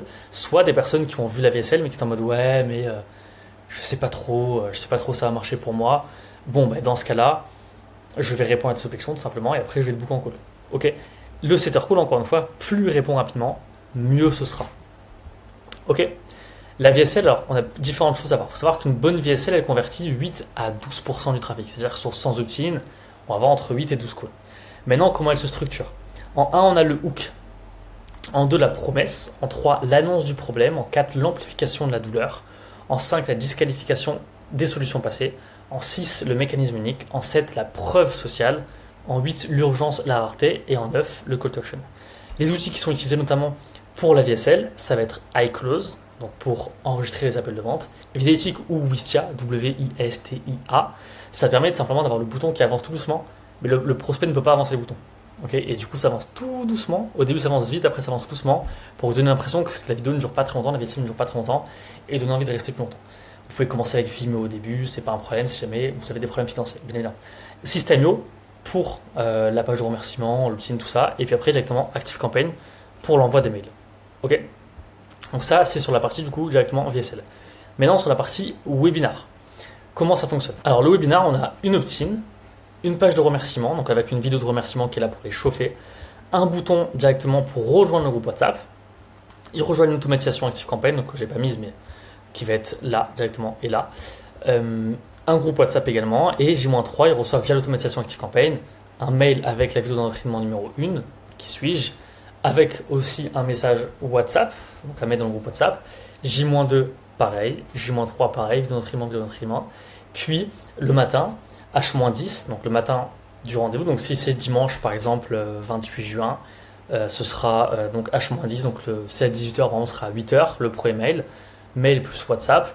H-2, mail plus WhatsApp. H-15 minutes, mail, WhatsApp, SMS. H plus 20 minutes, donc pour ceux qui n'ont pas été présents, ça on peut directement le détecter avec WebinarJam, bref, avec ActiveCampaign. Mail, WhatsApp, SMS. Ceux qui ne sont pas là depuis plus de 40 minutes, mail, WhatsApp, SMS, pareil. Ce qui permet d'avoir un bon choix après. Donc nous, on en moyenne avec les clients qu'on accompagne et ceux qu'on coach à plus de 40%. 40% de taux de présence. Okay. Directement, il y a live et après, deux possibilités. Soit vous faites de la vente directe, soit vous faites du webicall. Donc forcément, si vous avez une offre qui est entre 1000, 1005, on va dire, et 10, 20, 30, 50, 100 000, je sais pas, peu importe, les calls, ça va être directement les calls. Ceux qui sont sur la vente directe, ça va être par exemple, 200, 300, 500, 600, 700, 800 euros de la vente directe directement via webinar. Ok. Les outils qui sont utilisés, donc on a iClose pour ceux qui font du webicall, donc pour rediriger vers un appel de vente directement, iClose /Calendly, moi je préfère iClose. WebinarJam pour organiser les webinars, simplement tout paramétrer sur WebinarJam. Twilio, directement pour l'envoi d'SMS qu'on va connecter à WebinarJam et qu'on va connecter à ActiveCampaign. Pour l'automatisation, donc ça va être le cœur un petit peu du webinar, l'automatisation, mail, SMS, potentiellement même phone call, si vous pouvez le faire. Et après, on a également System.io qui va être la page opt-in, la page de remerciement. Donc ça, c'est par rapport au tunnel VSL, puis au tunnel webinar. Maintenant, on a le profil final. Le profil final, qu'est-ce que c'est? C'est ce que je vous ai expliqué un petit peu. L'app de profil visible, qu'il faut que je change, d'ailleurs, il faut que je change la mienne. La story starter en premier. Post épinglé explicatif. Promesse, donc là, la bio, ça va être proof, promesse, CTA. Les résultats clients, donc bien évidemment, à varier, encore une fois. Là, je donne de manière généraliste, à varier en fonction de ton profil, en fonction de ta niche, en fonction de ton avatar client, en fonction de ton marché. Peut-être que tu es en B2B, donc ça va être les règles vont être totalement différentes qu'en B2C. Okay. Après, directement, tu vas faire des Reels, différents types de Reels, Value Driven, Educational Driven, Credibility Driven. Tu vas en faire de manière régulière, voir ce qui marche, réitérer sur ce qui marche, tout simplement, pour s'améliorer de manière constante et faire toujours plus de vues et avoir des Reels qui vont ramener directement du trafic. Les Reels, directement, soit ils sont push en ads, soit ils perfent très bien en organique. Très souvent, ça va être l'ads qui va permettre de faire beaucoup plus. Il y en a qui vont faire énormément grâce à l'organique parce qu'ils sont soit dans une niche trend, soit ils sont très très bons en création de contenu, soit ils sont aussi sur le marché anglophone qui est un marché qui est 10 fois plus gros que le marché francophone, bien évidemment, parce que tout le monde parle anglais. Enfin, le marché anglophone s'adresse également au marché francophone, bref, soit directement de l'ads pour avoir des profils. Et on va directement nurture tous ces gens-là qui vont aller sur le profil, donc les ads vont aller directement vers le profil. Donc soit on peut prendre des stories qui ont bien marché, soit on peut prendre aussi un Reels qui a plutôt bien marché. On va le push directement, ça va ramener des prospects. Ces prospects, comment on va faire? On va devoir les éduquer. Les éduquer via nos story sequences, donc Q&A driven story sequences, educational driven story sequences, credibility driven story sequences, value driven story sequences et individual story sequences. Donc vous imaginez bien que s'il y a 100, 200, 300, 1000 personnes par jour qui vont sur votre profil et que vous faites des stories, au bout d'un moment, dans les 1000, forcément, au bout de plusieurs semaines, alors les stories, encore une fois, story sequences, c'est parce que vous en faites une que tout le monde va acheter. Mais plus vous en faites, plus vous allez, encore une fois, et ce que je disais au début de la vidéo, augmenter le niveau de confiance directement des prospects et ils vont vouloir aller plus loin. Okay. Vous faites également du DM et du closing. J'ai même oublié d'ajouter du coup la partie YouTube qui est très importante dans la partie organique. YouTube qui va permettre également aussi d'éduquer toutes les personnes que vous aurez en DM. Donc vous aurez l'inbound, donc les gens qui viennent à vous, vous aurez également de l'outbound, les personnes vers qui vous allez potentiellement aller, parce que voilà, ça reste de l'inbound en soi, c'est de l'inbound / outbound. Ils ont liké un ou deux reels, ils ont regardé une vidéo, ils ont regardé une story Instagram alors qu'ils ne sont pas abonnés, et donc on va directement leur parler, on peut les éduquer derrière aussi avec des vidéos YouTube éducatives en fonction de leur problématique une fois qu'on leur aura un petit peu parlé. Puis on a directement l'appel de closing. Okay. Donc ça c'est sur le profil final. Maintenant on va passer directement, dès les lancements il y a différentes possibilités. Possibilité numéro 1, qu'est-ce que c'est? C'est YouTube, Meta, Instagram, faire du teasing, on balance l'offre sur une page de paiement avec une deadline, boum, on fait de l'argent. Quelque chose qui est faisable. J'aime pas trop les lancements personnellement, encore une fois, on peut perdre beaucoup trop de chiffre d'affaires et il faut être très bon et surtout on passe pas à faire des lancements d'un coup. C'est-à-dire que peut-être que vous allez commencer à faire de la VSL, puis du webinar, puis des lancements parce que vous avez beaucoup plus de trésor, donc vous pouvez faire des lancements, vous allez mettre 20, 30, 50, 100 000 euros et donc forcément les gens vont avoir de l'intérêt et ils vont acheter. Possibilité numéro 2, ça va être de faire un lancement mais via potentiellement un webinar. Ok, donc là je parle pas de challenge, je parle de webinar. Donc pareil, YouTube, Meta, donc Facebook et Instagram, teasing, donc il y a de l'ads aussi. Hein. Là c'est de l'ads aussi, hein. C'est de l'organique et de l'ads. Opt-in, page de remerciement, boum, les rappels normaux comme un webinar. Show up rate, boum, les prospects. Donc soit on met de l'urgence en disant voilà l'offre elle finit dans 3 jours, 18 heures, 42 secondes, 42 minutes pardon, bougez-vous le cul.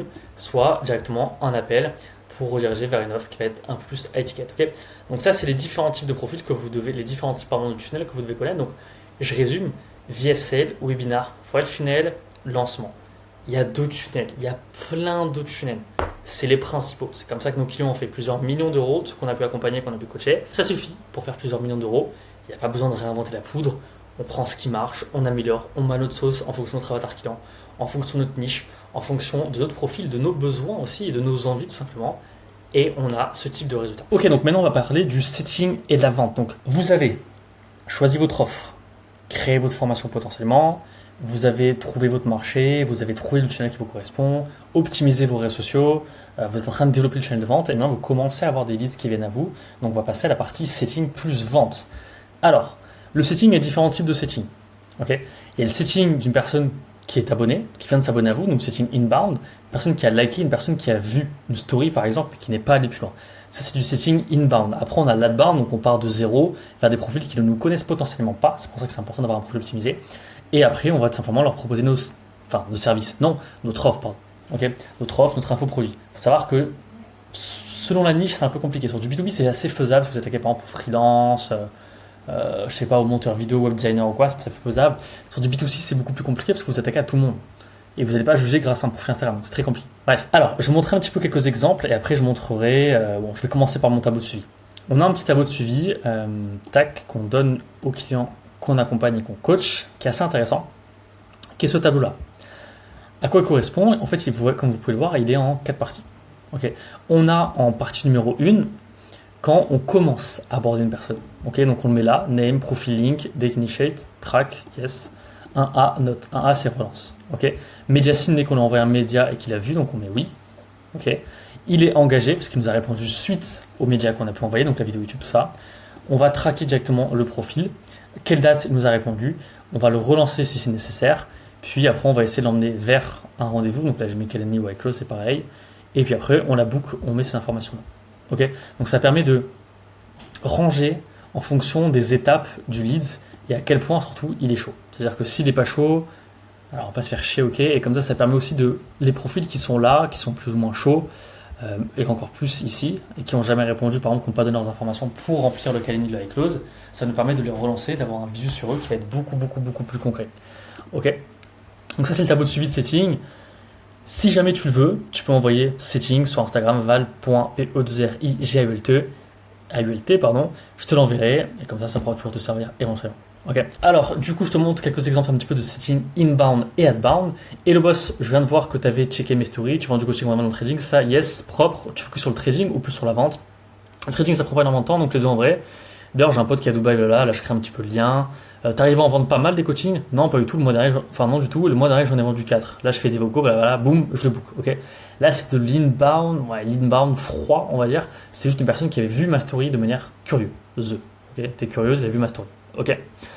Autre profil, je vais pas passer par 4 chemins.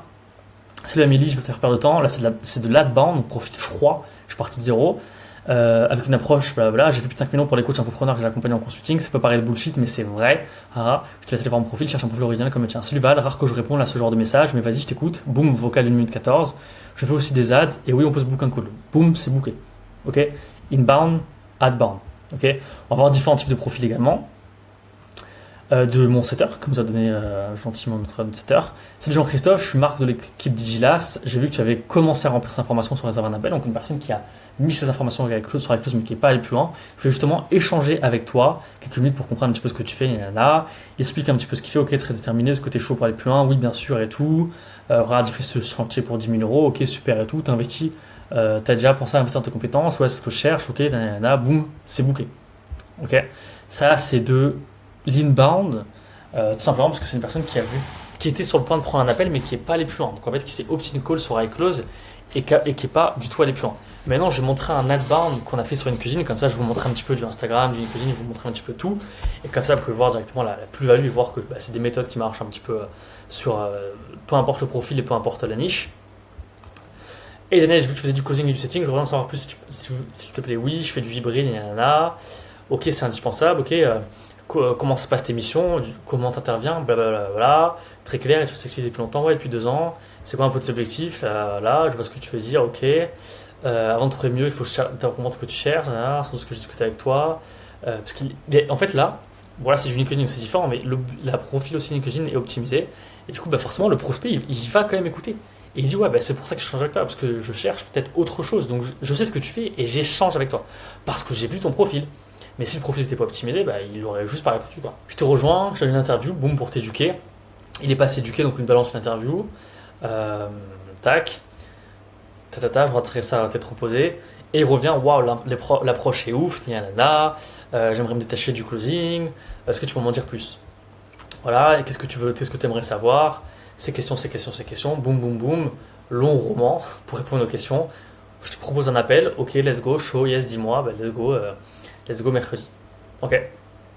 Et oui, c'est différents types de settings. On a de l'inbound, là, on a de l'outbound là, on a de l'outbound là aussi. Et vous voyez que les méthodes d'approche sont différentes, mais il faut juste en fait s'adapter au marché. Peut-être que là, cette méthode d'approche, forcément, elle n'est pas faite pour du B2C. Hello Boss, parce que voilà, c'est une personne qui a plus ou moins mon âge, qui est sur Dubaï aussi, donc je sais pas, commencer à faire hello, blablabla, comment vas-tu? Enfin non, je fais directement à l'essentiel. J'ai vu que tu avais checké mes stories, tu prends du coaching one-one, c'est ça? Oui. Ok, let's go, ça ouvre la conversation. Là, je la connais pas, donc je vais être beaucoup plus direct. J'ai fait 5 millions pour les coachs infopreneurs, j'accompagne, donc je mets de la proof directement. T'es intéressé pour échanger un petit peu ou pas? Je réponds rarement, mais vas-y, dis-moi. Boum, vocal, ok, let's go, on se fait un call. Ok? Parce que j'ai un profil optimisé, parce que j'ai travaillé ça. Ok? Et donc ça, c'est extrêmement important. Si actuellement, tu n'as pas de profil optimisé, tu peux pas faire de setting, tu peux pas faire de demande, les gens, ils ont aucun intérêt. Et d'ailleurs, j'ai acheté chez Nick. Mais j'ai remarqué qu'en fait, quelques mois auparavant, ce setter m'avait déjà envoyé des messages pour que j'aille plus loin. Bon, je n'étais pas intéressé, mais du coup, j'étais nerteur avec ces vidéos pendant plusieurs semaines et au final, j'ai envoyé un message à ce setter, j'ai dit écoute, envoie-moi un lien, je prends un call.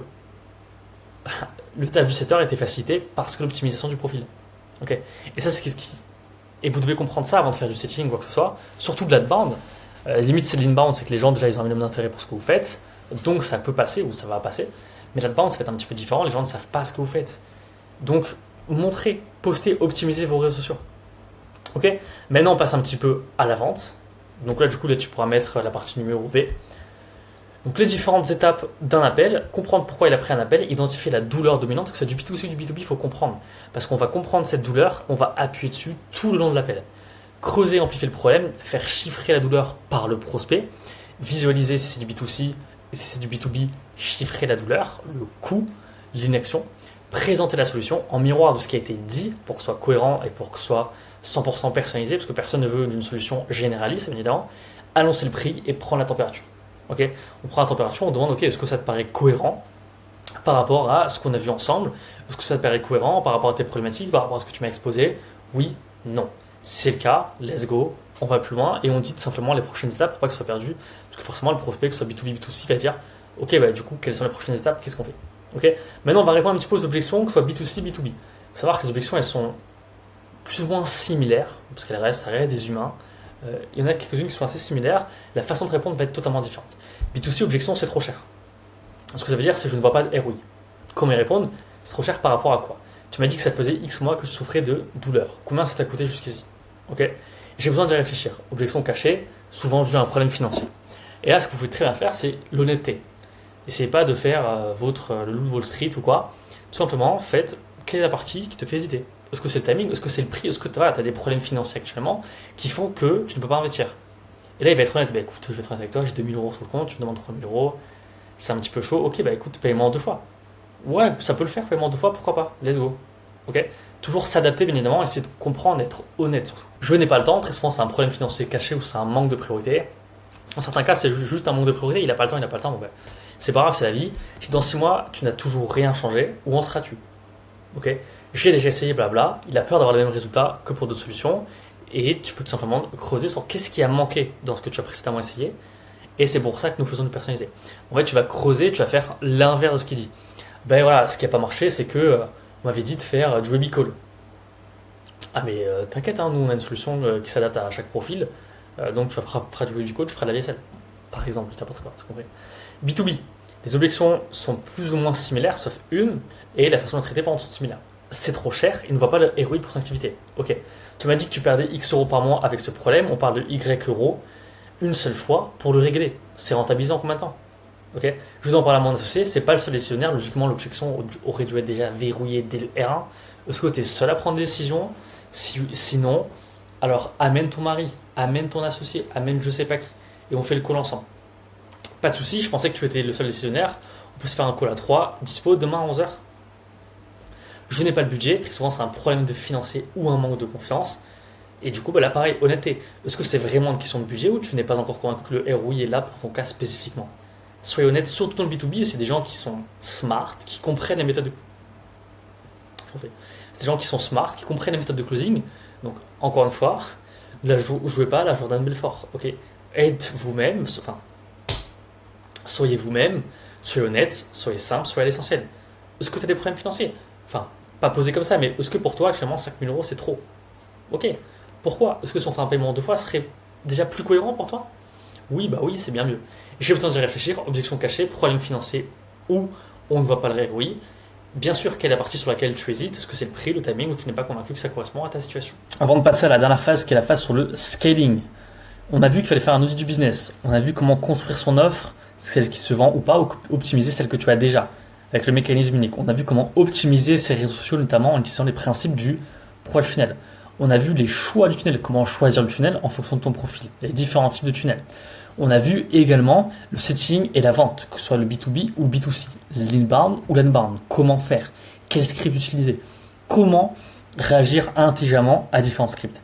Maintenant, ce qu'on va voir, comment réagir intelligemment à différentes approches, à différents profils. Maintenant, on va voir tout simplement la partie sur le scaling. Le scaling, il y a différentes phases en scaling. Okay, la première phase, c'est déléguer. Seul, tu peux faire 20-30 000 euros par mois et encore, mais tu vas très vite épuiser.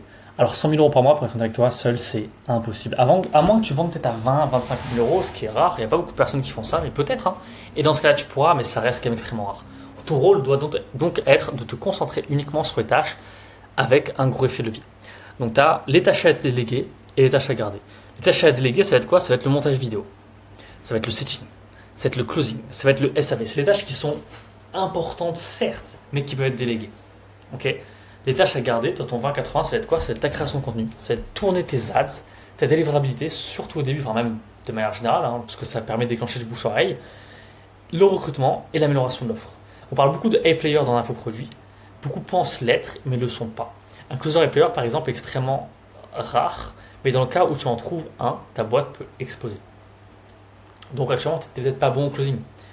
Peut-être que tu fais 10, 15K, et voilà, tu as des grosses problématiques de closing, tu closes à 10%. C'est un problème d'offre, c'est un problème de marketing, c'est un problème de closing. Potentiellement. Aussi, il faut attaquer chaque partie pour mieux comprendre comment ça fonctionne.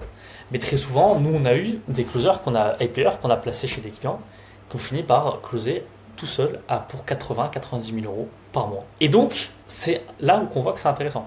Pareil, un setter, on a déjà eu des setters qui arrivaient à booker 3, 4, 5 calls en une journée. La C-Steam, elle est contente, tout le monde est content, ça fait du close. Ok? Donc il faut que tu délègues des tâches importantes et que tu délègues de la meilleure manière possible. Tu vas pas déléguer de la même manière le montage vidéo que le SAV. Par contre, ce qu'il faut comprendre, c'est que le montage vidéo, il faut qu'il soit cohérent avec ta brand, avec ta direction, avec ta DA, direction artistique. Si les profils ont du mal à se reconnaître en toi parce que ta brand est nulle, parce que ton monteur vidéo est nul, dans ce cas-là, tu n'iras pas très loin. Justement, l'exemple, Nicolas, un closer placé chez un infopreneur qu'on coach, il rapporte entre 50 et 85 000 euros par mois. Il gère le pôle sales tout seul. Ce qui fait une semaine à 27 000 euros pour 30 calls. 900 euros de cash collecté par call. 2500, 2500, 2500, 2500, 3000, 2000, 2500, 2500. Ok. Il fait beaucoup d'argent parce que il était placé intelligemment. Donc voici les signaux qui indiquent que tu dois déléguer. Tu repousses des tâches de croissance car tu n'as pas le temps. Je fais 2 reels par semaine. Pourquoi t'en fais pas un par jour? Parce que je m'occupe du SAV, du closing et tout. Ok, donc tu vois que t'occuper de toutes ces tâches-là qui peuvent être déléguées de la meilleure manière possible t'empêche d'avoir plus de croissance. Parce que tu fais 3 fois moins de contenu. Donc tu te tires une balle dans le pied tout seul, sans t'en rendre compte. Tu travailles beaucoup sans voir de changement sur ton chiffre d'affaires. Ça, c'est pas croyable. Tu passes trop de temps sur les tâches opérationnelles. Et tu as donc moins d'énergie pour ce qui compte vraiment. Ton contenu, il marche moins bien, alors qu'il pourrait peut-être faire 10 fois plus de vues. Parce qu'en fait, tu as une énergie qui est extrêmement mauvaise, parce que tu es fatigué, parce que tu as pris 10 appels de vente en une journée, parce que tu as répondu à 50 messages. Et tu n'en peux plus de tes KO. Donc, dans quel ordre faut-il déléguer? Le SAV, le montage vidéo, le setting closing. B, on va avoir une grosse partie sur le recrutement. Donc ça, c'est un point qui est extrêmement important et qui va énormément t'aider. La première étape avant de trouver un profil est de faire un brief. On doit définir exactement ce que l'on attend. Donc je dois dire le résultat attendu, le nombre d'heures par semaine nécessaires et la rémunération proposée. Ok. Si c'est pas clair sur ça pour toi, ça sert à rien. On ne recrute personne. Ok. Parce que si tu es perdu, la personne que tu vas recruter, elle sera encore plus perdue que toi. Ok. Ou trouver des profils. Le SAV, tu peux trouver sur des groupes Facebook comme Fiverr. Le montage vidéo, pareil, des groupes Facebook comme Fiverr. Le setting, école de setting closing, Instagram, LinkedIn, bouche à oreille. Ok. Avant de recruter un profil, fiez-vous à votre instinct. Si vous ne sentez pas un profil, c'est que ça ne marchera pas. C'est un retour d'expérience. On a recruté beaucoup de closers pour les infopreneurs qu'on coach, qu'on accompagne notamment en consulting. À chaque fois, quand ça ne marchait pas, c'est que le feeling n'était pas là entre les deux. L'instinct disait que non, c'est pas bon. Ok. Donc fiez-vous à votre instinct.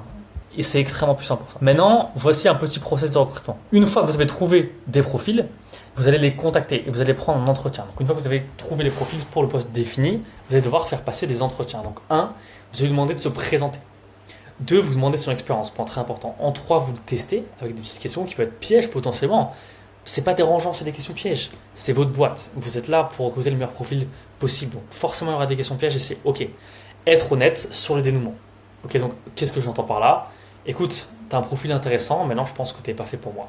Tu n'es pas fait pour ma niche, tu ne corresponds pas, tu n'as pas assez d'expérience. Voilà. Ne faites pas attendre et espérer des closers, des setters, ce type de profil, parce que voilà, pour être aussi dans le service, il n'y a rien de pire que faire espérer quelqu'un.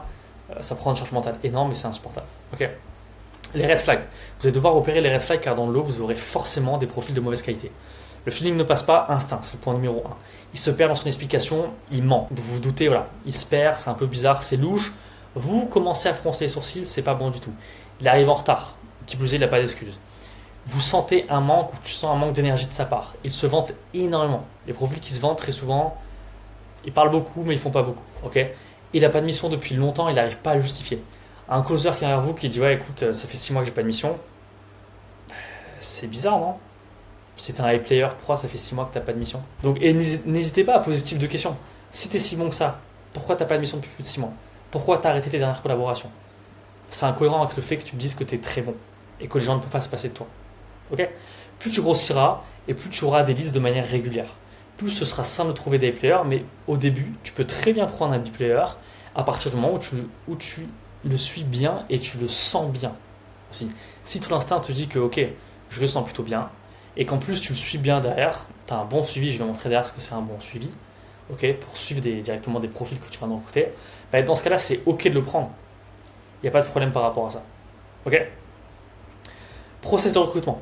Documenter en live, filmer une SOP par tâche, très important. Donc la tâche, même pour un closer et pour un setter, notamment au début, il faut des exemples de conversations qui vont être settées. Il faut des exemples de closing. Il faut des exemples de closing aussi qui ont été totalement ratés. Il faut de la data. Un employé, c'est comme Claude. S'il n'a pas la bonne data, ça ne marchera pas. C'est comme l'intelligence artificielle. Donner accès à tous les outils nécessaires, avec Holo, Slack, plan de paiement, tout organiser dans un Notion et faire le suivi très régulièrement. Vous voyez que c'est un screen que j'ai pris il y a quelques jours. Mon setter écrit, je le prends 5 à 6 fois par semaine en call. Ok. Donc vous voyez, Huddlemark, à 8h30 du mat. Ok, comme ça, on commence bien la journée. On est à fond et on fait 30 à 1 heure d'appel. Et qu'est-ce qu'on fait? C'est qu'on va simplement analyser les conversations précédentes, voir les follow-up, les profils qu'il peut relancer, comment il aurait pu s'améliorer, les feedbacks aussi que j'ai eu suite aux personnes que j'ai pu échanger directement en R1, R2, et qui ont été setés directement par mon setter qui s'appelle Marc. Okay, ça me permet d'avoir beaucoup de data et de suivre parfaitement un profil. Pareil pour un monteur, là je parle beaucoup de setter closer, mais pareil pour un monteur. Un monteur, il vous rend son premier rendu et vous dites ouais c'est de la merde. Pourquoi c'est de la merde? Pourquoi c'est mauvais? Il va jamais s'améliorer si vous faites que de le critiquer. Ouais, tu aurais peut-être pu mettre ça. Ou vous screenez quelques exemples de personnes qui font, d'infopreneurs, de coachs qui font la même chose sur le marché, dont vous vous inspirez. Vous dites ouais ça j'aimerais bien que tu le fasses. Fais plus ou moins la même chose mais crée nuance parce que je n'ai pas envie de les copier. Maintenant il y a un deuxième point aussi qui est extrêmement important dans la partie scaling, en plus de la partie recrutement, ça va être tout simplement d'augmenter la LTV. Donc si vous avez un produit de base par exemple qui a 2000 €, produit de base, vous faites 100 ventes, ok, vous faites 200 000 €. Très bien. Vous avez derrière un upsell à 5 000 €. 8% des gens le prennent, plus 40 000 € de vente, ça fait plus 20% sur le profit. Ok, c'est un point qui est extrêmement important, c'est que l'upsell est très important pour taper des paliers encore plus élevés. Pourquoi? L'upsell va se vendre tout seul. Si vous êtes bon, vous avez une bonne livrabilité dans l'ordre du bon produit, très bien, les gens vont acheter votre upsell. Vous pourrez vendre beaucoup plus cher, ils achèteront, toute conversion ne sera pas énorme, vous voyez 8%, mais 40 000 €. C'est 40 000 € de profit, pas de chiffre d'affaires. Il n'y a pas d'acquisition sur tous ces profils-là. C'est que du profit. Enfin, vous vous rendez compte quand même? 40 000 € qui rentrent dans la poche comme ça? C'est un truc de fou. Ok? Comment faire un upsell? Très simple, je vous montre des exemples. Lance ton business nettoyage, sans élèves, formation en ligne et coaching de groupe, 2 à 3 000 €. Maintenant, on a réussi, donc là, nouveau niveau atteint est égal à nouvelle problématique. Donc vous voyez, il y a 100 élèves, il y en a 5 qui ont réussi, par exemple. Logiquement, il y en a plus, mais imaginons. Qui ont atteint les 6 000 € par mois en 90 jours. Nouveau niveau atteint, nouvelle problématique, parce qu'on a plus d'ambition. Ça aussi qu'il faut comprendre, parce qu'il y a des personnes qui n'ont pas d'ambition, donc qui n'ont pas envie d'aller plus loin. Ok, je fais 6 000 € par mois, c'est mon objectif, j'ai pas envie d'aller plus loin. Je fais 6 000 € par mois, je veux taper du 20 000 € par mois, comment je peux faire? On a réussi maintenant comment on délègue pour taper les 15 000 € par mois. Pas de souci, je vais faire du mentorat, il y aura un peu plus de one-one dedans, il y aura des coachings de groupe, il y aura des vidéos complémentaires et du one-one, accès à moi. Mais maintenant, c'est entre 5 et 15 000 €. Je ne fais que 3 ventes par mois, je fais entre 15 et 45 000 € de profit en plus. Et donc je scale directement par rapport à ça. Ok?